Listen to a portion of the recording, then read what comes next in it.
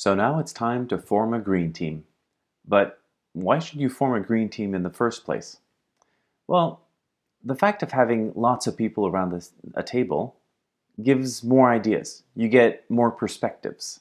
So more ideas and more things will happen.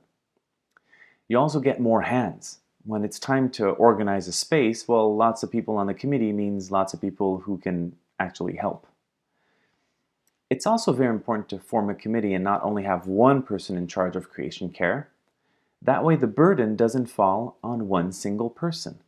And believe me, I've witnessed people who were burnt out because there was only one person in charge. And finally, a useful thing to have a committee with lots of people is that if ever some people move somewhere else or get sick, well, the mission still continues. Who should you invite on a green team? Well, obviously, any person who is interested in coming on the green team should be welcome.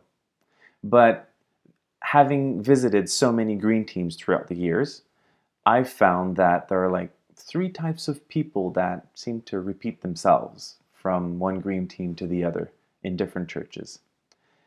I found young people.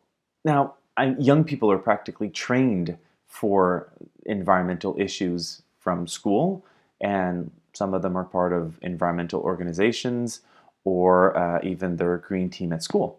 So go with young people, teenagers, young adults. Then invite the gardeners.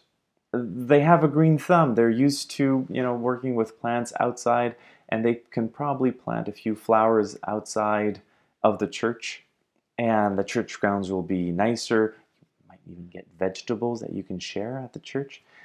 So invite the gardeners. And finally, the engineers. Now, for some reason, I haven't found many engineers in a choir, but they're very often in the green team at that church. That's where they feel they can contribute the most.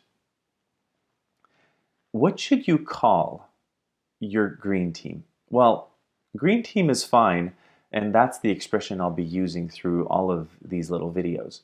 But at your local church, you can call it something else if you want. It can be the Creation Care Committee, Eco-Justice Committee, Laudato Si Committee, and just choose something that fits best in your location.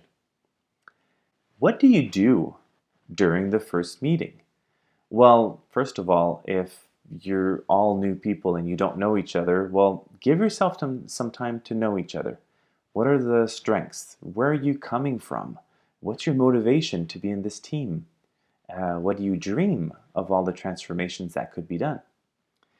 And another really interesting task during one of the first meetings is to draw the list of all of the things that are already done at that church. That way you can celebrate that already that church is going in the right direction.